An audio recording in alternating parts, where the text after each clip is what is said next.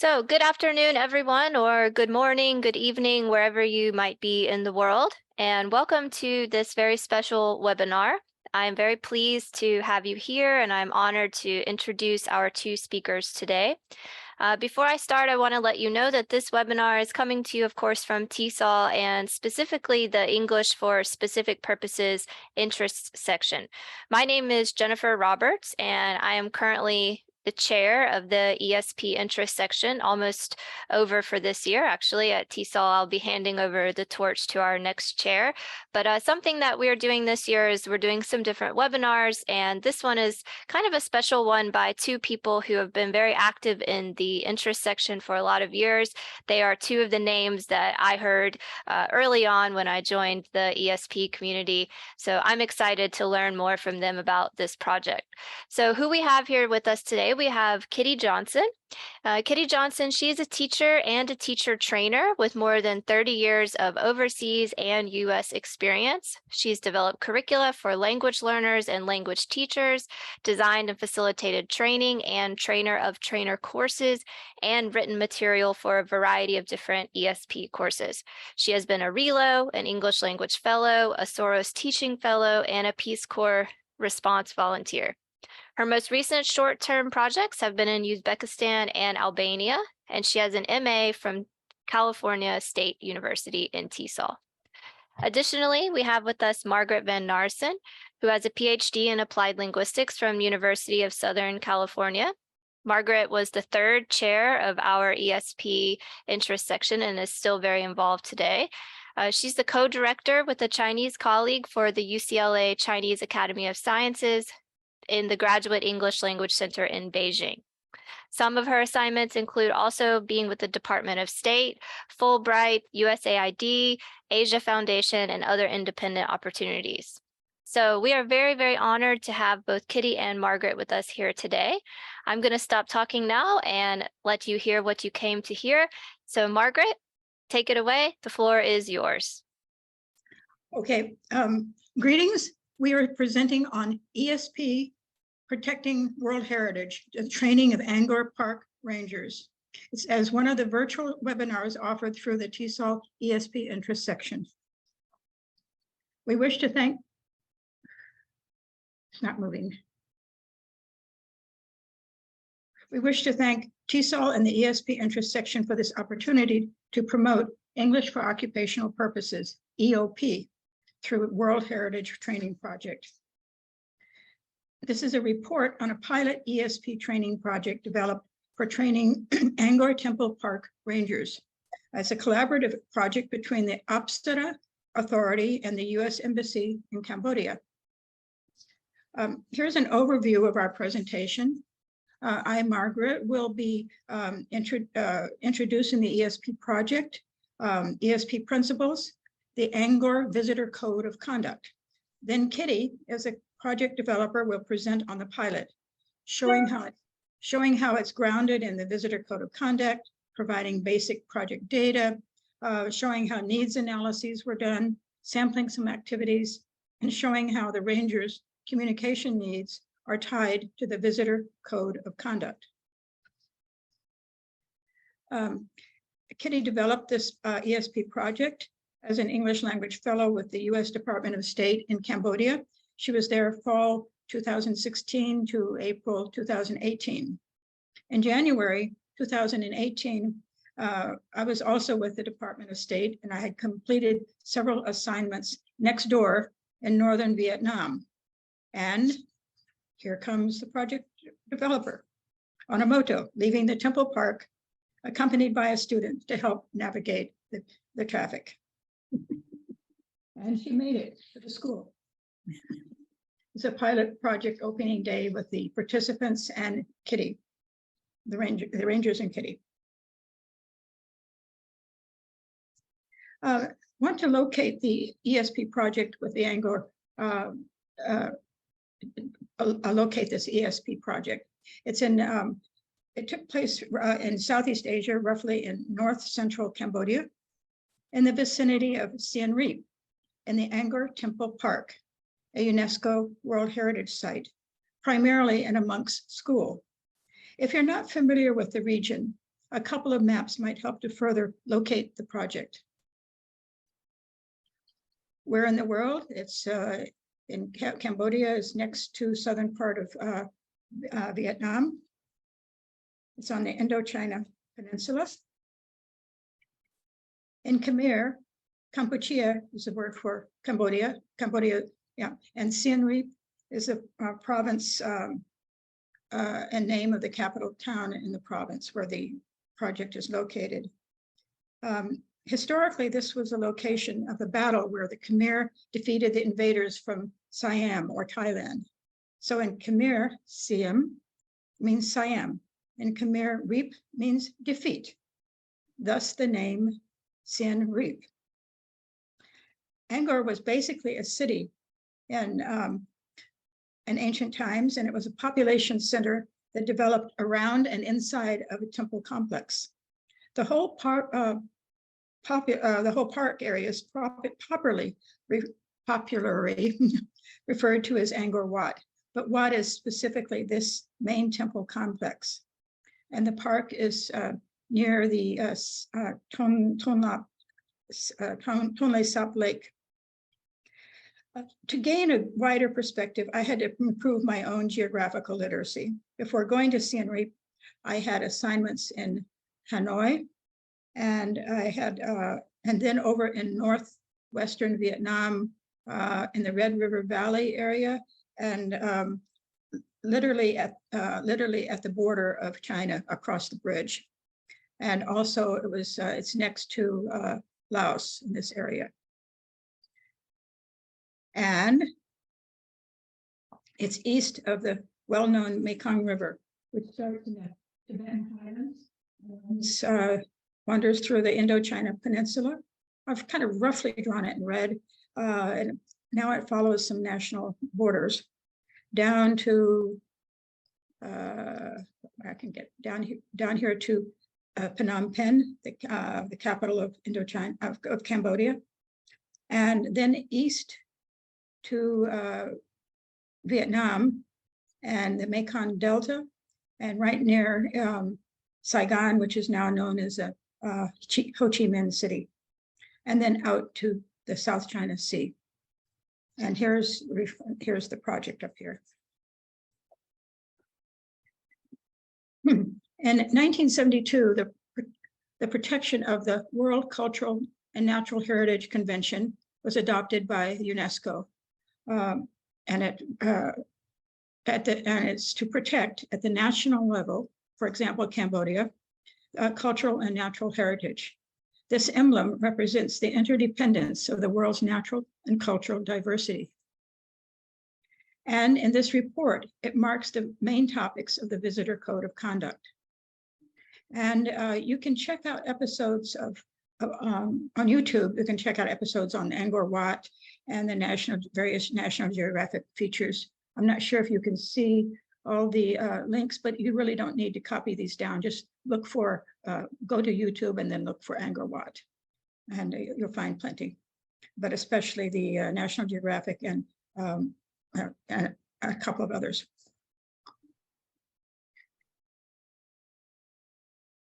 Whoops, I went to this National Geographic. Let me back out of that. How do I do that? I didn't mean to go there. I think just go back down to PowerPoint there. Oh, down to my PowerPoint. Thank you very much. Mm-hmm. Right. Okay. Here we go. Thank you. Perfect. Okay. And as the project, as a Temple Rangers work, as this is an EO, English for Occupational Purposes project, the Temple Rangers workplace was in one of the three World Heritage properties, specifically in Angkor. Angkor is one of the most important archaeological sites in Southeast Asia and East Asia, stretching over 400 square kilometers, including forested areas. Angkor Archaeological Park contains magnificent remains of different capitals of the Khmer Empire from the 9th to the 15th century, including the famous temples of Angkor Wat, of Ta Prohm, called the Root Temple, and of Bayon, with countless sculptural decorations. UNESCO has set up a wide-ranging program to safeguard this symbolic site and the surroundings, and the ranger training was part of this effort. The main temple complex, Angkor Wat, was dedicated to the Hindu Lord Vishnu in the first half of the 12th century. The other two World Heritage Temple areas are Bayon and Tapron. Tapron is also known as the Root Temple for obvious reasons. It has some absolutely amazing root structures. Now, look over here at the Bayon sculpture. I understand that when Buddhism took over the region, pushing out Hinduism, rather than take down the Hindu sculptures, the bindi, which is the spot on in the middle of a person's forehead, of a Hindu person's forehead, and they were sculptured on the foreheads of the stone faces in the temples, they were simply removed. Very practical, politically correct. And here's a project class in a school run by monks. And you'll see over in the corner a sculpture of a monk, a statue of a monk, and Kitty, project director. Again, she was the English language fellow in Siem Reap, 2016 to 2018. One assignment was to develop an English and cultural training project to effectively assist the Angkor Park rangers to communicate with visitors. This includes going beyond pointing to signs and giving direct orders like don't touch, to supporting the Angkor Code of Conduct. She also worked with archaeologists on English in their reports and presentations for UNESCO and other conferences. For a cultural note, Apsaras are female spirits of the clouds and waters in Hindu and Buddhist culture. They figure prominently in the sculpture, dance, literature, and painting of many South Asian and Southeast Asian cultures. Hence, the name of the National Apsara Authority responsible for managing the Angkor area. And I'm in the photo with Mam Vandarat, who directed the Angkor Training Center. And then the third photo is the training center entrance. As not all viewing this presentation are in language teaching, I'm going to just review a few acronyms. LSP is a umbrella field for language for specific purposes for various languages, including, for example, French or German for specific purposes. This English for specific purposes project has an English for occupational purposes perspective, that of preparing rangers for communications and their work. And we must not forget the major contribution of Tom Hutchison and Alan Waters to English for specific purposes through their book on a learning-centered approach in 1987, promoting learning-centered approach before learning-centered approaches were actively promoted in English language teaching. And he also promoted a needs analysis approach. So the core principles of LSP and ESP are that it is driven by the needs of the learners, not by a grammar book. And it's supported by specificity and relevance of materials and methods. And this is not just giving a list of vocabulary like tourism words or something like that. It's more than that. It goes to the needs. So while ESP and CBI, content-based instruction, are both use-oriented, ESP is needs-driven and considers immediate or very near future needs or uses. Specifically, the needs of the communication needs of the English for occupational purposes, or EOP. Also, many in the field primarily think of ESP as being academically oriented. Thus, more importantly, this presentation serves to illustrate how a very effective needs-driven English for occupational purposes project can be very valid ESP. And in this case, for the park rangers' immediate communication needs. ESP, especially EOP, can contribute to the economic development of a region, such as Cambodia. For example, economic development related to tourism. While in Siem Reap, I also worked for several days with hotel managers and selected staff on their self-identified guest communication needs. And ESP can support and protect internationally designated World Heritage Site. Finally, so the goal in this English for Occupational Purposes project was to develop communication skills, a set of tools.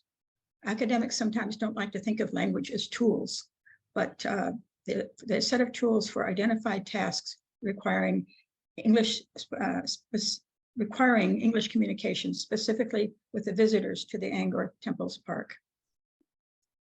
So ESP and LSP allow us to set priorities with when we collaborate with the learners, park rangers, and they were really the experts on the temples, and the client, the Angkor authority, and the code of conduct that they wanted it to be have supported by the project.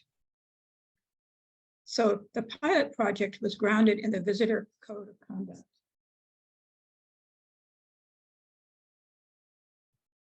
Thus, this is focusing on the rangers' communications with the visitors about the code of conduct, how to be safe and how to be appropriate and culturally supportive of the temples. So citing Apsara, the Apsara authority has been responsible for the conservation and sustainable development of Angkor since 1995. One of our goals is to harmonize tourist experiences with public safety and respect for our community. The topics are viewed on the next slide. There's a dress, having appropriate dress, dress for appropriate dress in the temples. Sacred sites, in this case, it also refers not just to the specific sites, but the way you are around them. You're not yelling and screaming and having your music playing and so on very loud.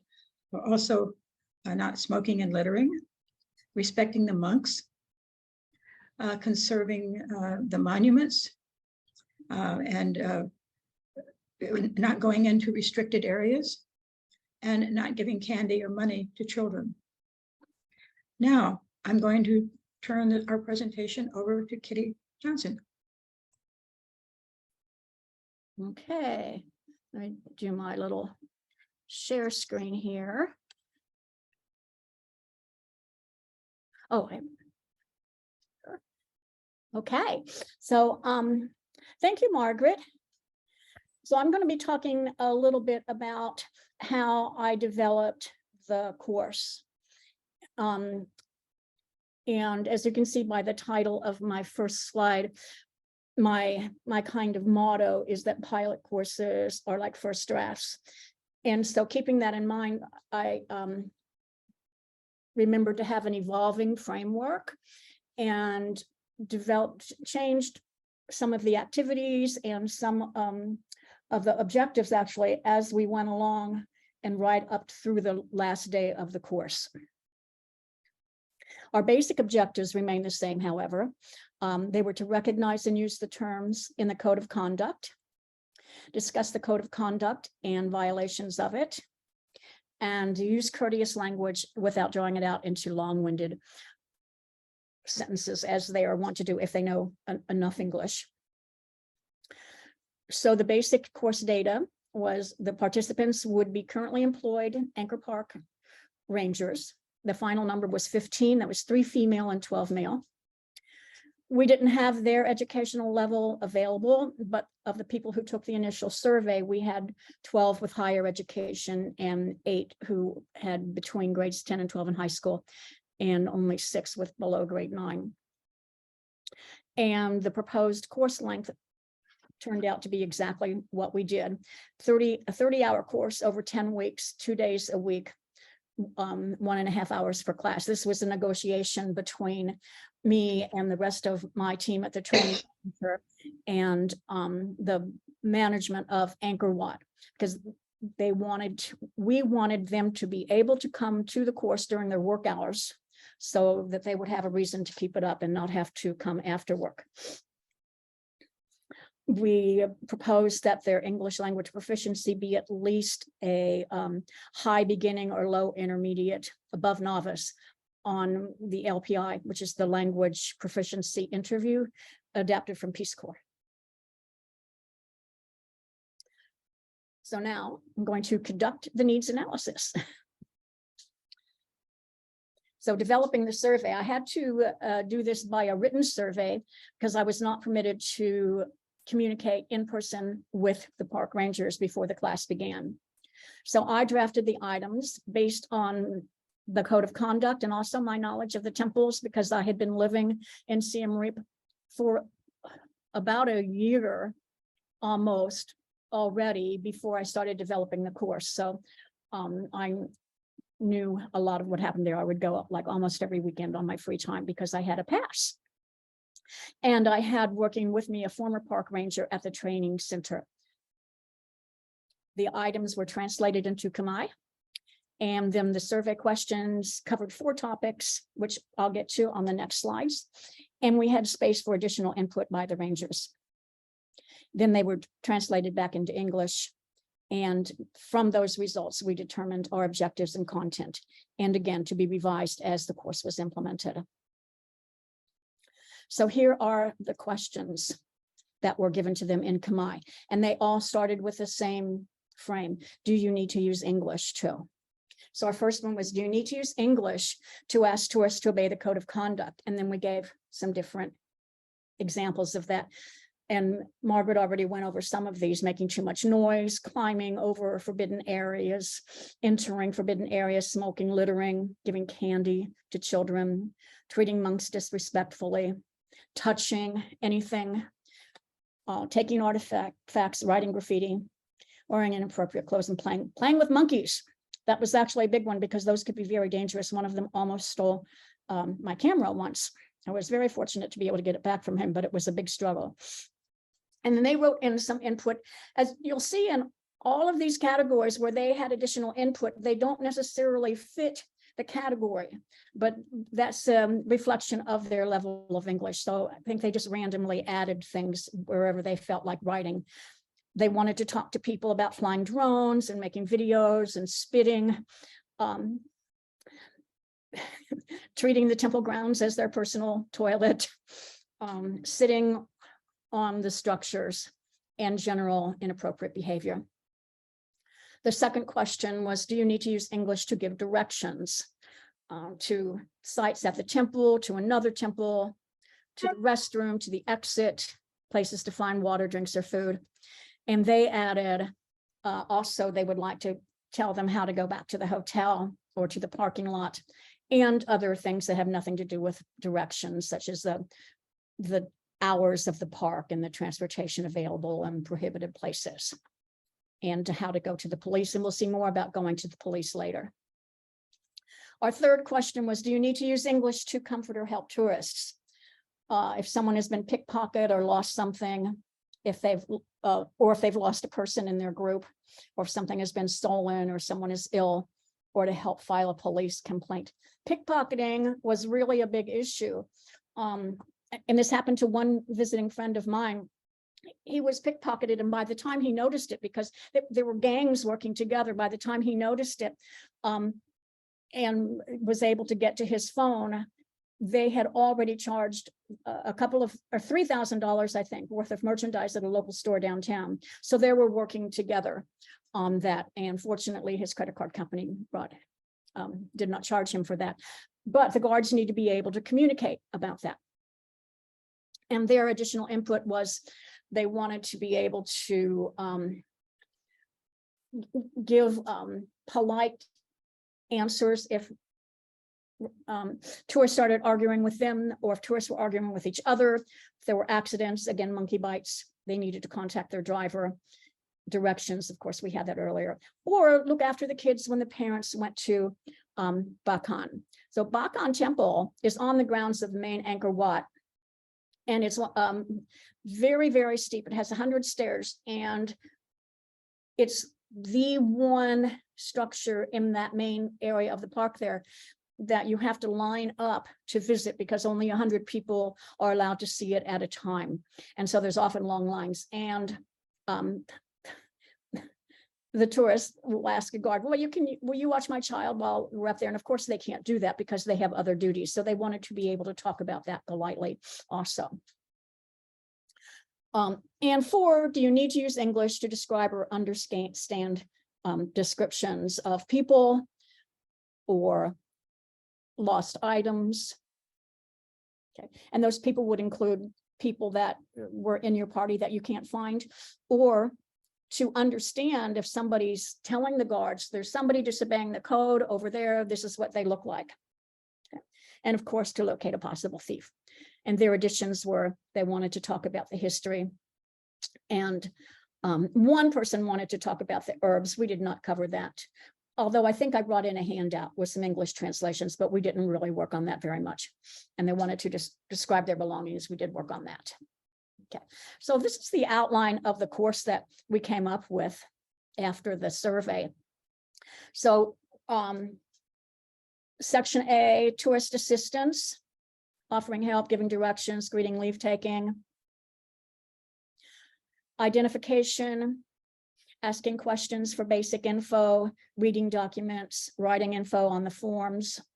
Theft, describing missing items, asking questions about the incident. Crime reports. If there was a real crime report, the guards referred the tourists to the police, but they needed to be able to get that initial information while that is still fresh in their minds. And then finally, the most important part, we left till the end because they were already practicing, a lot of basic sentence frames in English and dialogues in the first 4 parts. And so they were more ready and primed to be able to talk about the more complicated code of conduct violations, explaining the violations, stating the prohibited actions, and explaining cultural differences, which was really very interesting for them as well as me, because we talked about that a lot. Things that foreigners think are okay that they don't think are okay, for example. This is the cover of the materials book, and you can see a little note here at the bottom. I did use as a guide some materials that were developed previously, about 3 years before, by Lottie Baker for the Cambodian Police Academy. So several things on tourist assistance and giving directions were applicable to our project. And so why reinvent the wheel, right? This was the first page. You saw the same information earlier, but I've added what the vocabulary and grammar activities were that we were using basically in each section, and a note at the bottom about what they had to do every day, which is going to come up in a very close slide. Piloting the course, here we go. Okay, so day 1. And as I mentioned before, every day of the course was not only a teaching opportunity, but a learning opportunity for us to update the needs analysis. So groups charted, they got together in groups and charted their needs while we pulled them out individually and conducted a very informal LPI to get their beginning level. After they charted their needs, they presented them to the rest of the class. We had a gallery walk, so they presented their needs and their introductory info. Here are some of the ways that we met our immediate needs and then ongoing needs analysis. And a few words, and this is thanks to Margaret for her input. She served as a consultant on this project and was so helpful when I was having trouble with activities and ways to involve the learners in the needs analysis as well as their own learning. So involving learners in the development of project is pedagogically effective. Collaborating with specialists is an appropriate ESP strategy, and instructors could decide if they've got new information, they can use it right then, or they can make a note of it and save it for a later iteration of the course, or just use it for pronunciation, for example. Here's one of the activities that I referred to earlier for meeting immediate needs. So their assignment was every day for homework, please bring in at least one sentence, phrase, or even a word that they overheard someone say at the temple where they worked. And then they would bring them in and share them with the classmates. And if there were something that the others were not familiar with, then we shared that with the whole class, and it served as an excellent learning experience. It was a very popular activity. Okay. Promoting specific points in the code of conduct. Margaret already talked about the code of conduct. One of the goals was to harmonize the tourist experience with public safety. So here's some examples of how we addressed public safety. And different communication needs. A police officer is different from a guard, for example, which is the guards, they used to be called guards, and we tried to transition into calling them park rangers, were hired directly by Apsara authority, whereas the police was hired by the city or the state government. And then tourist guides were privately hired. And those were the people who had all the information about the background of the temple. So the guards, the rangers really did not need to speak about the history of the temples, even though some of them said that they wanted to. We left that out of the project because it really wasn't necessary for their immediate needs. They also have limited communication responsibilities about loss of property and descriptions and theft and details. And they're encouraged to send the tourist on to the police if it's something very serious. And yet to implement those safety communication necessities, we sent them out to the temple one day to talk to tourists and take photos during their break. And they came back and talked about if their English level was low, they just described the photo from their phone to their partner. We did this in inside outside circle. But if their English level was high, then they described more about, well, I asked the tourists what their concerns were, and they told me this. So it addressed different levels. Again, the park rangers could capture the details while they were fresh in the tourist's mind, but they were referred to go to the police. So we just included in the course how to communicate with the tourists to send them to the police and the procedures for taking that step. Here's some more public safety about restricted areas. You know, don't climb here. There's some little signs over here on the side.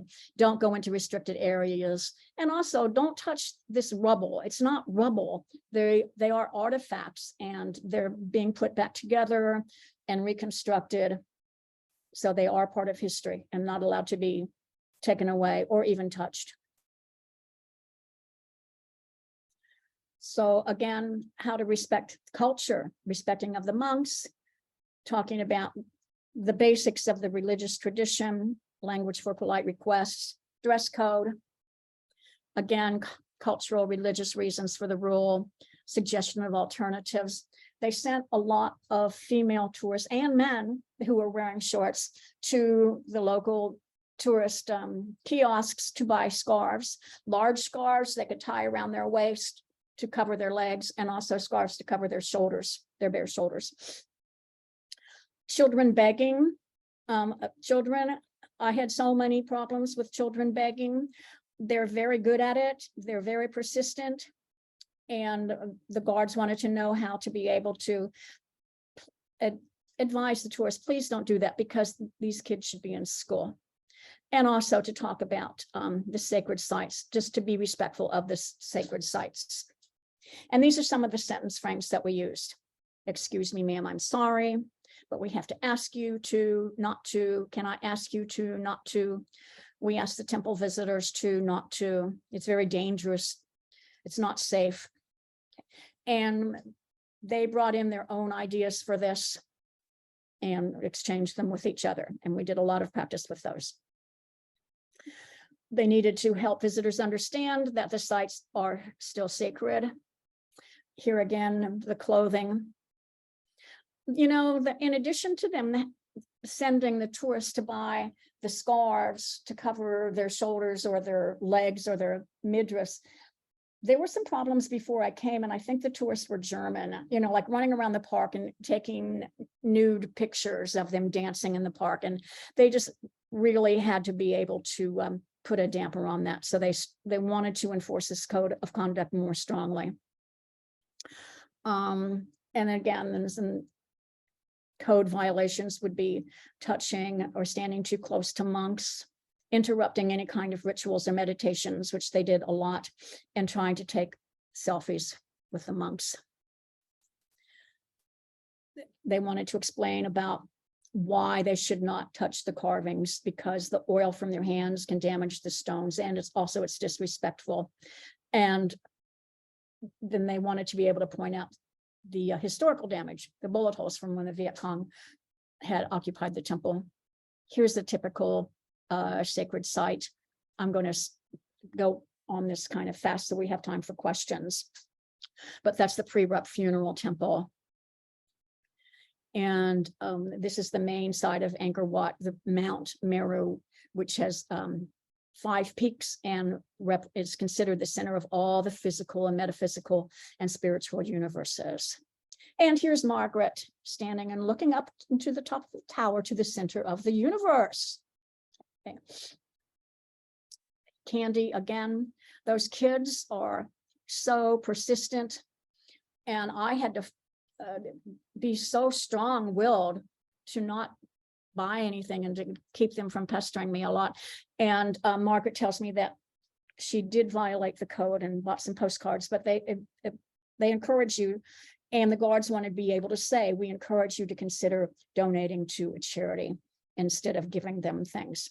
So here's some of our activities in the class.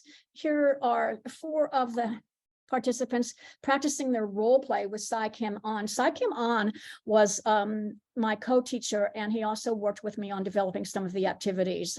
He was really a lifesaver. He helped me so much, and he was not like a teacher's aide or anything. He was literally my co-teacher, and he helped update the needs analysis as well. And after this role play, they're going to score themselves on a rubric that we designed, where they ask each other who said what and who answered what, to be sure they covered enough points for their language practice. And then here is another dialogue practice. They're doing it in an inside-outside circle. Here's some pair work, giving directions using the map at the bottom and comparing notes with each other. Over here, you see one of my favorite participants right there in the front row, sitting in front of the 2 rangers. There is our little mascot kitten who watched us as we did all of our activities.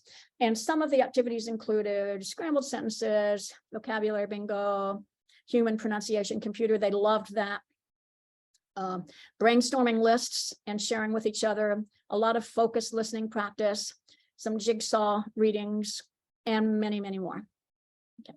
Now, also multi-level had a couple of really advanced students and a couple of just barely above novice. So novice.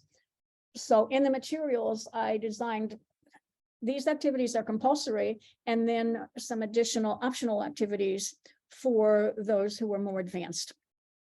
For example, more advanced giving directions at the temples. But every unit had additional optional practice activities. And we have reached the end of the course. We're reviewing and assessing. Here is the board game that I had a lot of fun developing and designing. So you can see you throw the dice and you go around, you start over here and end up at the temple. And the categories were vocabulary, advice, description, code of conduct, and directions. And one side of the card had the category, and the other side of the card described the person. And according to the dice, that's how many points, how many spaces they could go forward. And here they are playing the board game at the end.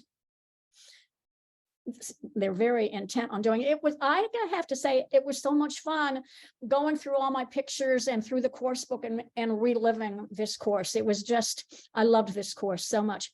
And at the end of the course, all participants gained at least one level on the LPI, and we used the same rubric. And in the Apsara spirit, thank you very much, Arkunjaran. We're going to go on with a few pictures of Angkor Wat. This is the dedication ceremony for this 25th anniversary. Happy Khmer New Year coming up in a couple of months. Their New Year is different from the regular Lunar New Year that is celebrated elsewhere in Asia. And here's a celebration to honor and respect Angkor Wat that happened just this past December. And I think that's it. And we can go for questions.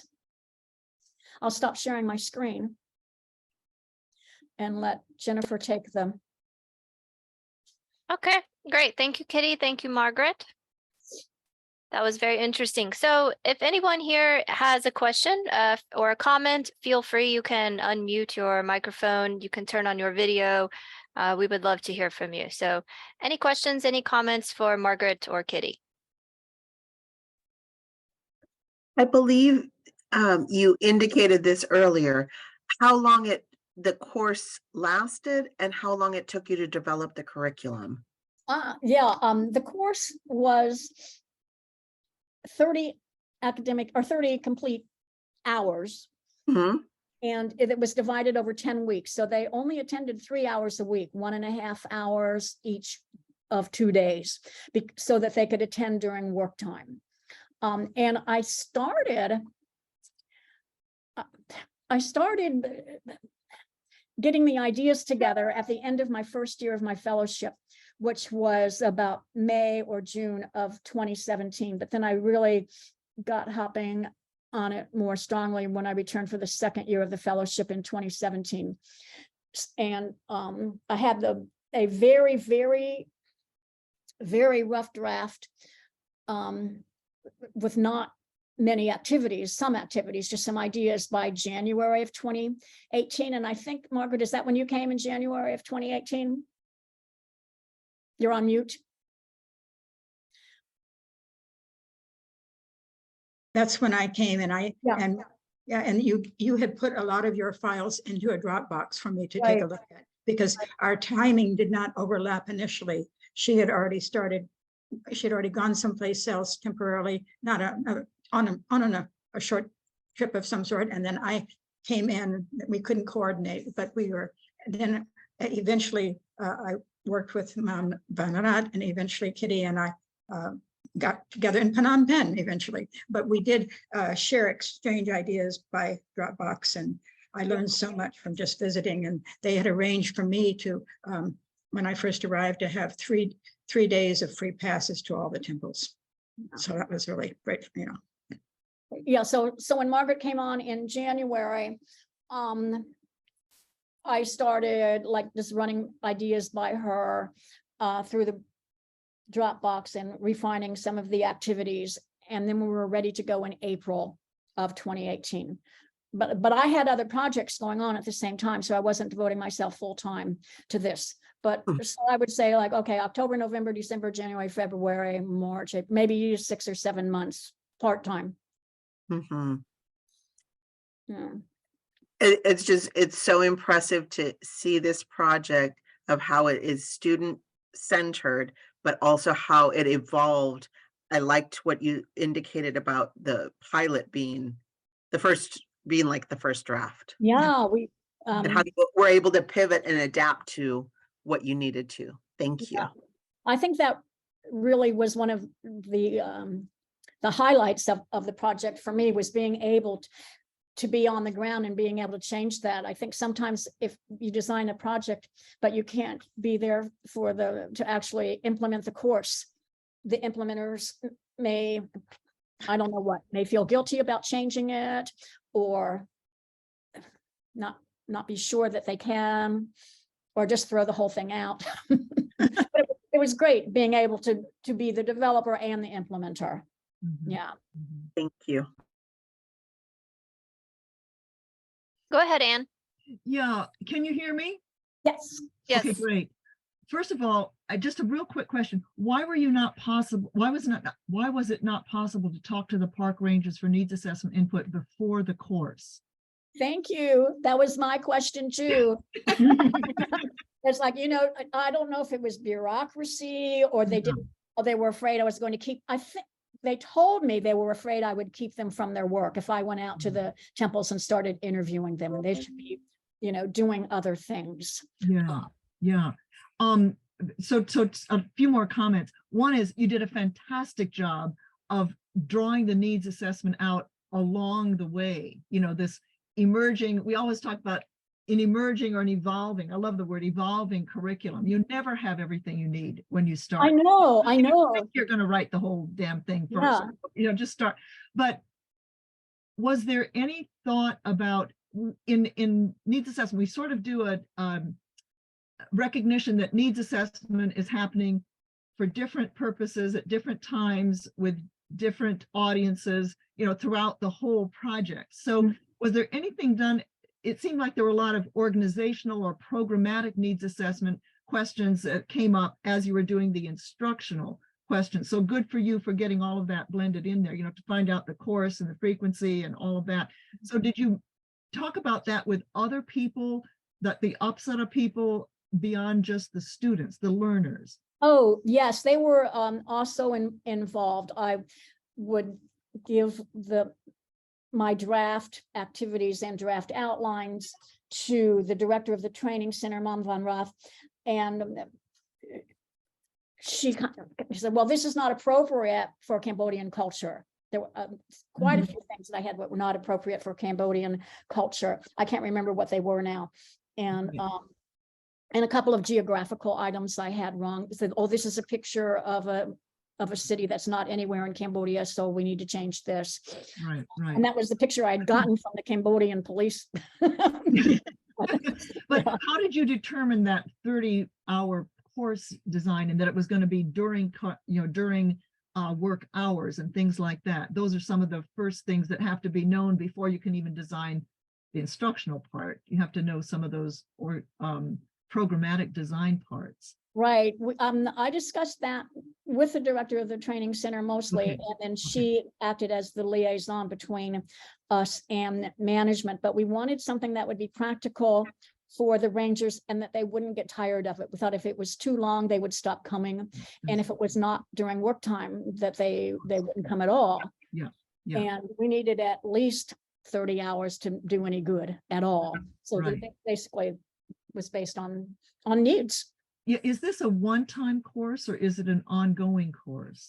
It was designed to be an ongoing course that they were going to do every year.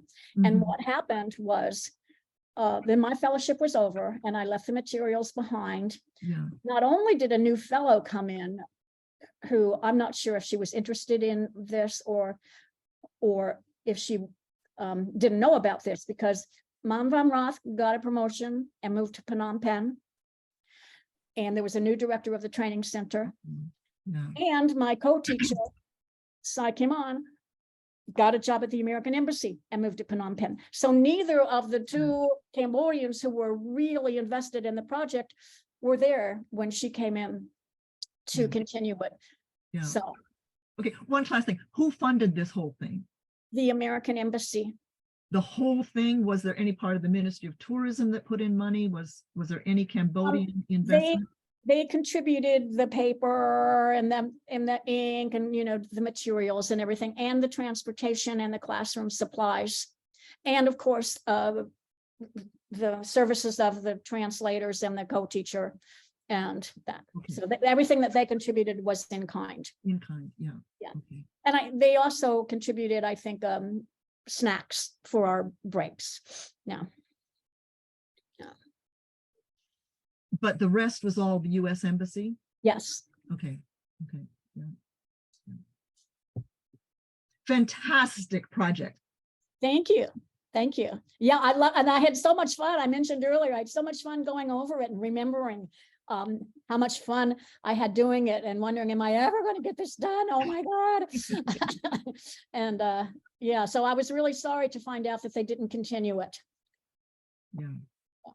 Those are some of the toughest things to, as you said, people that were invested in it moved on. I mean, Exactly. the local people were invested in it. Exactly. And, you know, the whole thing, it wasn't, I did not come in and say, hey guys, let's put on a class for Temple Rangers. Just like, that was their intention from the beginning. One of your projects, we want you to develop this course so that we can give it over and over.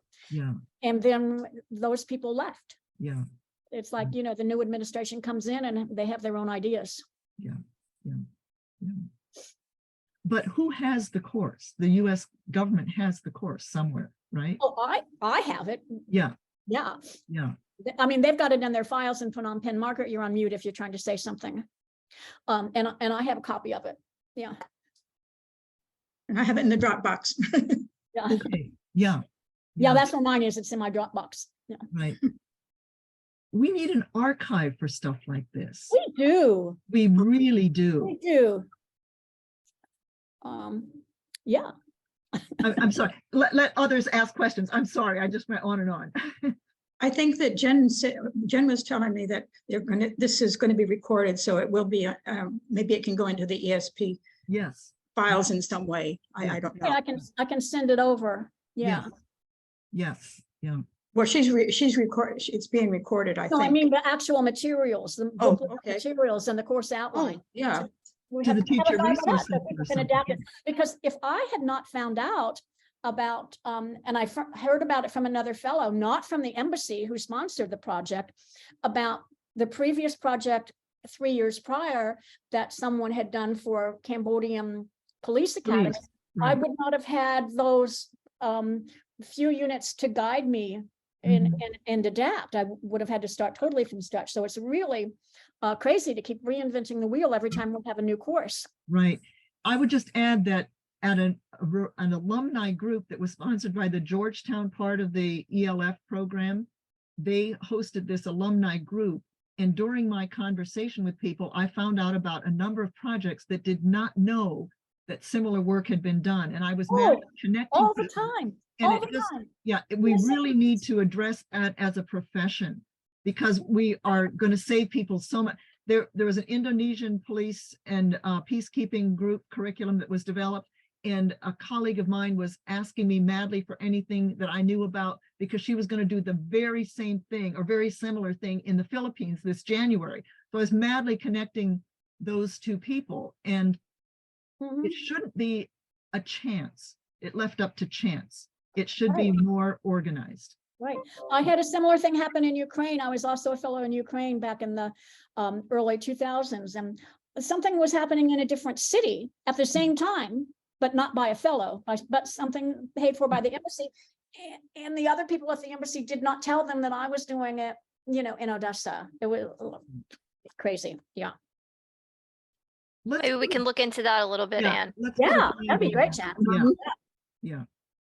Mary Louise, do you have another question? No, it's a comment to support Anne's comment about being able to archive these, you know, this great work that is being done. So again, not reinventing the wheel for both, you know, for the elves that are going out, for others who are working in these areas, because this is, after listening, I just consider this to be, you know, what would you call it?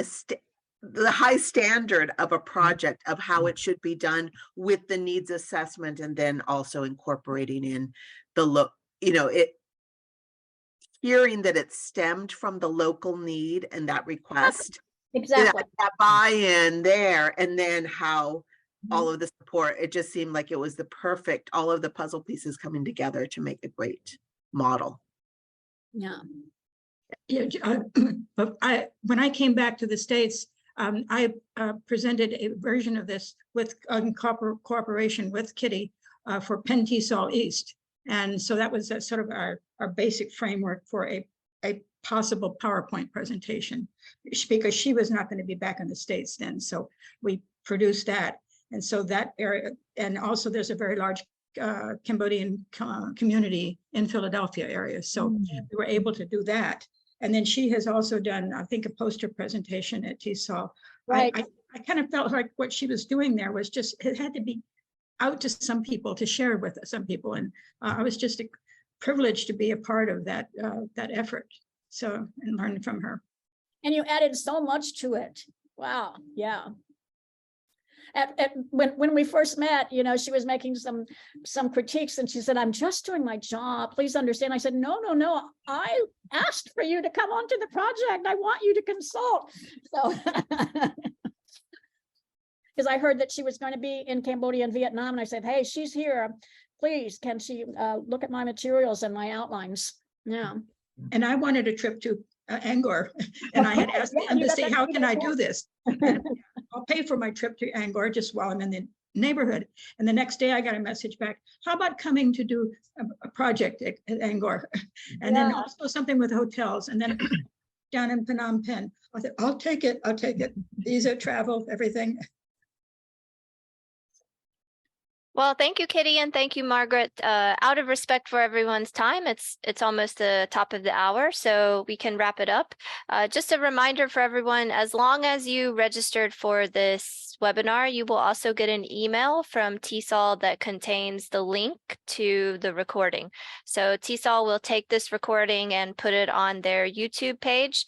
So it'll be freely available to the public from now on, and as well, especially in light of some of these conversations, we'll make sure to archive this as well in our ESP library in My TESOL. So again, thank you for coming. If you have any trouble finding the recording or have any questions, feel free to reach out to any of us. I'll put my email in the chat as well, just in case.